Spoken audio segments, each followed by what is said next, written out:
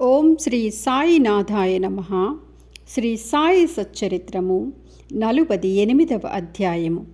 ఈ అధ్యాయమును ప్రారంభించినప్పుడు ఎవరో హేమాడ్ పంతును బాబా గురువా లేక సద్గురువా అని ప్రశ్నించెను.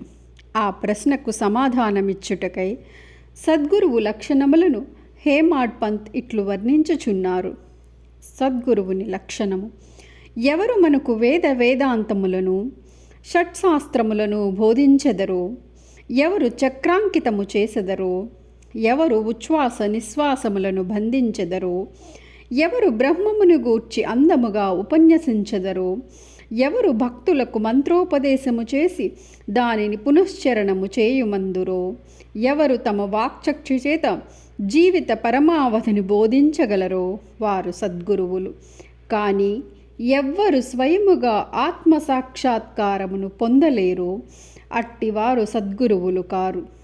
ఎవరైతే చక్కని సంభాషణల వలన మనకు ఇహపర సుఖములందు విరక్తి కలుగు చేసెదరో, ఎవరు ఆత్మసాక్షాత్కారమందు మనకు అభిరుచి కలిగినట్లు చేసెదరో, ఎవరైతే ఆత్మసాక్షాత్కార విషయమున పుస్తక జ్ఞానమే కాక ఆచరణమందు అనుభవము కూడా పొందియున్నారో అట్టివారు సద్గురువులు.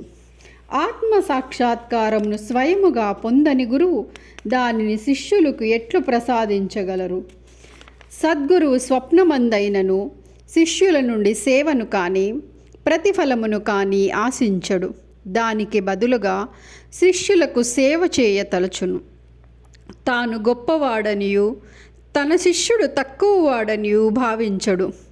సద్గురువు తన శిష్యుని కొడుకు వలె ప్రేమించుటయే కాక తనతో సరిసమానముగా చూచును, లేదా పరబ్రహ్మ స్వరూపముగా చూసును. సద్గురుని ముఖ్య లక్షణము ఏమన, వారు శాంతమున కునికిపట్టు. వారెన్నడూ చాపల్యమును కానీ చికాకును కానీ చెందరు. తమ పాండిత్యమునకు వారు గర్వించరు. ధనవంతులు, పేదలు, ఘనులు, నీచులు వారికి సమానమే. హేమాడ్ పంత్ తన పూర్వజన్మ సుకృతము చేత సాయిబాబా వంటి సద్గురువు ఆశీర్వాదమును సహవాసమును పొందెదనని తలంచెను. బాబా యవ్వనమందు కూడా ధనము కూడబెట్టలేదు.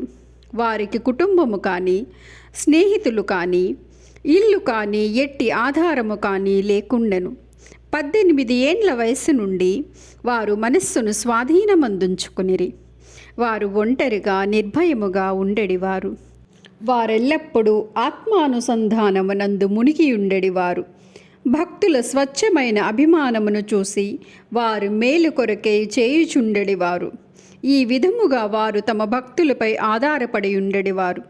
వారు భౌతిక శరీరముతో ఉన్నప్పుడు తమ భక్తులకు ఏ అనుభవములను ఇచ్చుచుండిరో అట్టివి వారు మహాసమాధి చెందిన పిమ్మట కూడా వారిపై ఆధారపడిన భక్తులకు ఇప్పటికీ చేయుచున్నారు. అందుచేత భక్తులు చేయవలసినదేమనం, భక్తి విశ్వాసములనడు హృదయ దీపమును సరిచేయవలను, ప్రేమయను ఒత్తిని వెలిగించవలను. ఎప్పుడిట్లు చేసెదరో అప్పుడు జ్ఞానమనే జ్యోతి వెలిగి ఎక్కువ తేజస్సుతో ప్రకాశించును. ప్రేమ లేని జ్ఞానము ఉత్తది. అట్టి జ్ఞానమెవ్వరికీ అవసరము లేదు. ప్రేమ లేనిచో సంతృప్తి ఉండదు. కనుక మనకి అవిచ్ఛిన్నమైన అపరిమితమైన ప్రేమ ఉండవలెను. ప్రేమను మనం ఎట్లా పొగడగలము? ప్రతి వస్తువు దాని ఎదుట ప్రాముఖ్యము లేనిదగును. ప్రేమయనున్నది లేని ఎడల చదువుటకు కానీ వినుటకు కానీ నేర్చుకొనుటకు కానీ నిష్ఫలములు. ప్రేమయనున్నది వికసించినచో భక్తి, నిర్వ్యామోహము, శాంతి, స్వేచ్ఛలు పూర్తిగా ఒకటి తరువాత ఇంకొకటి వచ్చును. దేనిని గూర్చి గాని మిక్కిలి చింతించనదే దాని యందు మనకి ప్రేమ కలగదు. యథార్థమైన కాంక్ష, ఉత్తమమైన భావమున్న చోటనే భగవంతుడు తానే సాక్షాత్కరించును. అది ఏ ప్రేమ, అదే మోక్షమునకు మార్గము. ఈ అధ్యాయములో చెప్పవలసిన ముఖ్య కథను పరిశీలించదము. స్వచ్ఛమైన మనస్సుతో ఎవరైనను నిజమైన యోగీశ్వరుని వద్దకు పోయి వారి పాదములపై పడినచో తుట్టతురకు అతడు రక్షింపబడును. ఈ విషయమే దిగువ కథ వలన విశదపడును.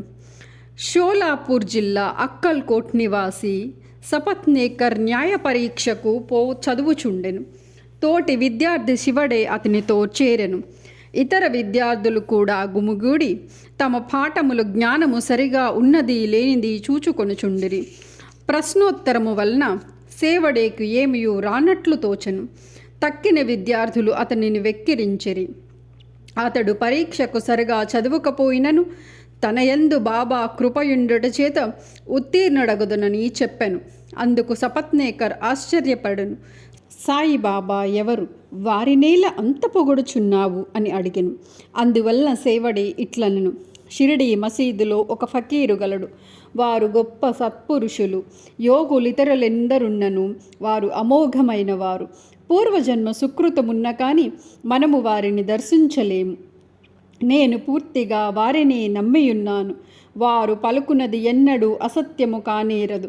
నేను పరీక్షలో తప్పక ఉత్తీర్ణుడగుదనని వారు నన్ను ఆశీర్వదించియున్నారు. కనుక వారి కృపచే తప్పక చివరి పరీక్ష యందు ఉత్తీర్ణుడనయ్యదను అనెను. సపత్నేకర్ తన స్నేహితుని ధైర్యమునకు నవ్వెను.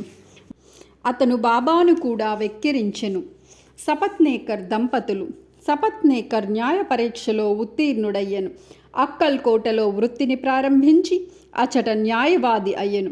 10 సంవత్సరముల పిమ్మట అనగా 1913లో వానికి గల ఒకే కుమారుడు గొంతు వ్యాధితో చనిపోయెను.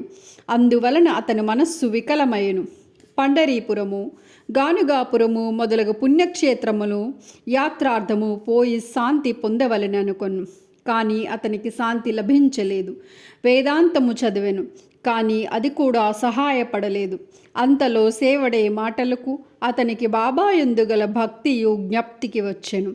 కాబట్టి తాను కూడా షిరిడీకి పోయి శ్రీ సాయిని చూడవలెను అనుకొను. అతడు తన సోదరుడగు పండితరావుతో షిరిడీకి వెళ్ళెను. దూరము నుండి బాబా దర్శనము చేసి సంతోషించెను. గొప్ప భక్తితో బాబా వద్దకు పోయి ఒక టెంకాయను అచట పెట్టి బాబా పాదములకు సాష్టాంగ నమస్కారము చేసెను. బయటకు పొమ్ము అని బాబా అరిచెను. సపత్నేకర్ తల వంచుకొని కొంచెము వెనుకకు జరిగి అచట కూర్చుండెను.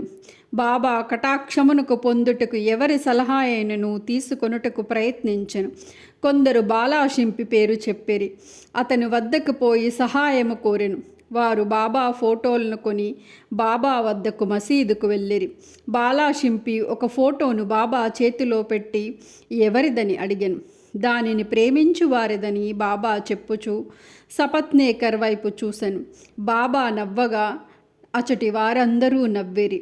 బాలా ఆ నవ్వు యొక్క ప్రాముఖ్యమేమని బాబాను అడుగుచు సపత్నేకర్ను దగ్గరకు జరిగి బాబా దర్శనము చేసుకోమనెను. సపత్నేకర్ బాబా పాదములకు నమస్కరించగా బాబా తిరిగి వెడలిపొమ్మని అరిచెను. సపత్నేకర్కు ఏమీయూ తోచకుండెను. అన్నదమ్ములిద్దరూ చేతులు జోడించుకొని బాబా ముందు కూర్చుండిరి. మసీదు ఖాళీ చేయమని బాబా సపత్నేకర్ను ఆజ్ఞాపించెను. ఇద్దరూ విచారముతో నిరాశ చెందిరి. బాబా ఆజ్ఞను పాలించవలసి ఉండుట చేత సపత్నేకర్ షిరిడీ విడవవలసి వచ్చెను. ఇంకొకసారి వచ్చినప్పుడైనా దర్శనమివ్వవలనని అతడు బాబాను వేడెను. సపత్నేకర్ భార్య 1 సంవత్సరము గడిచెను. కానీ అతని మనస్సు శాంతి పొందకుండెను. అతడు గానుగాపురము వెళ్ళెను. కానీ ఆ అశాంతి హెచ్చెను. విశ్రాంతికై మాడేగాం వెళ్ళెను. తుదకు కాశీ వెళ్ళుటకు నిశ్చయించుకొనెను. బయలుదేరుటకు 2 దినముల ముందు అతని భార్యకు ఒక స్వప్న దృశ్యము కనపడెను. స్వప్నములో ఆమె నీళ్ల కొరకు కుండ పట్టుకొని లడక్షా బావికి పోవుచుండెను. అచ్చటొక ఫకీరు తలకొక గుడ్డ కట్టుకొని వేప చెట్టు మొదట కూర్చున్నవారు తన వద్దకు వచ్చి, ఓ అమ్మాయి, అనవసరముగా శ్రమపడదవేళ నేను స్వచ్ఛమైన జలముతో నీ కుండ నింపెదను అనెను. ఆమె ఫకీరుకు భయపడి ఉత్తకుండతో వెనుకకు తిరిగిపోయెను. ఫకీరు ఆమెను వెన్నంటెను.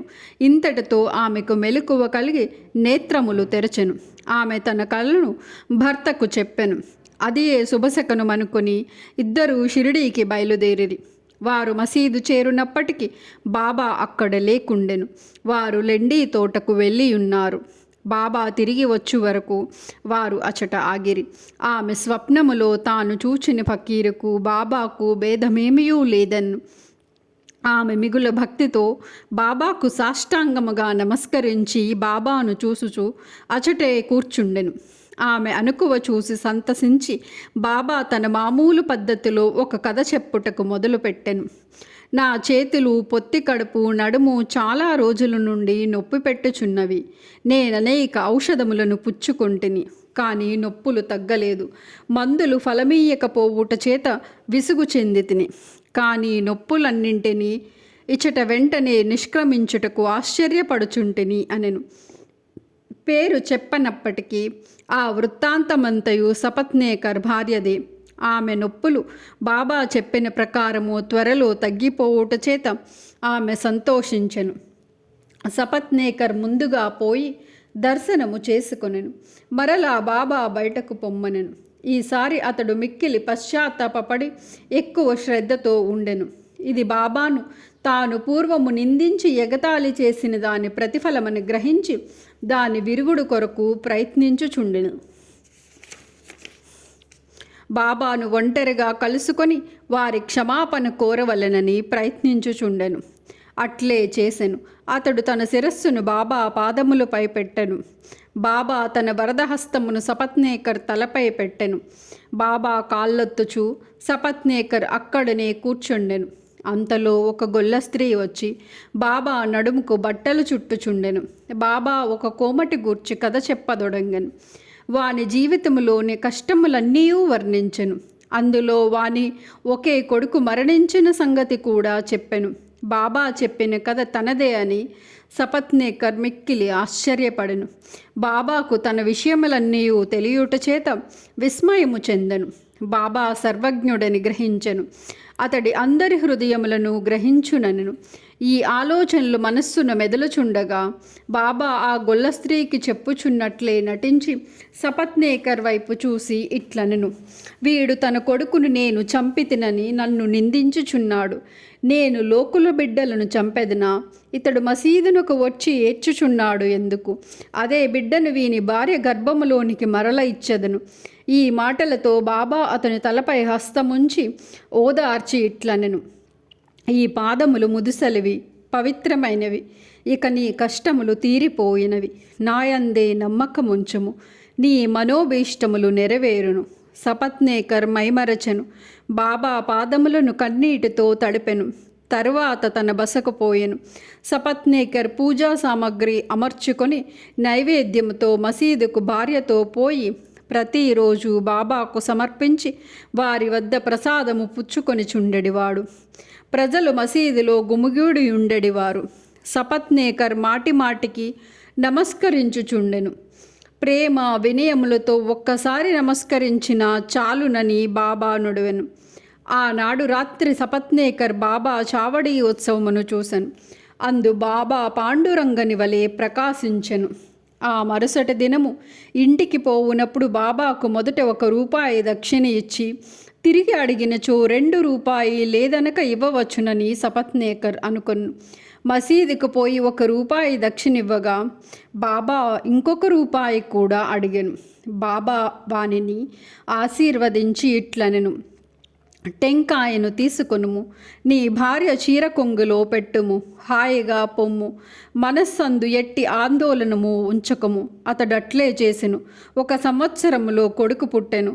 8 మాసముల శిశువుతో భార్యాభర్తలు షిరిడీకి వచ్చి ఆ శిశువును బాబా పాదములపై పెట్టి ఇట్లు ప్రార్థించిరి. ఓ సాయి, నీ బాకీ ఎటులో తీర్చుకొనగలమో మాకు తోచకున్నది.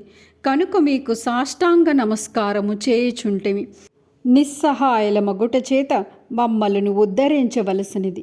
ఇక మీదట మేము మీ పాదములని ఆశ్రయించదముగాక. అనేక ఆలోచనలు, సంగతులు స్వప్నావస్థలోనూ జాగృతావస్థలోనూ మమ్మలను బాధించును. మా మనస్సులు నీ భజన వైపు మరల్చి మమ్ము రక్షింపుము అని అనెను. ఆ దంపతులు తమ కుమారునకు మురళీధర్ అని పేరు పెట్టిరి. తరువాత భాస్కర్, దినకర్ అను 2 కుమారులు జన్మించిరి. బాబా మాటలు వృధా పోవని సపత్నేకర్ దంపతులు గ్రహించిరి. అవి అక్షరాల జరుగునని కూడా నమ్మిరి. 48వ అధ్యాయము సంపూర్ణము. సద్గురు శ్రీ సాయినాథార్పణమస్తు. శుభం భవతు.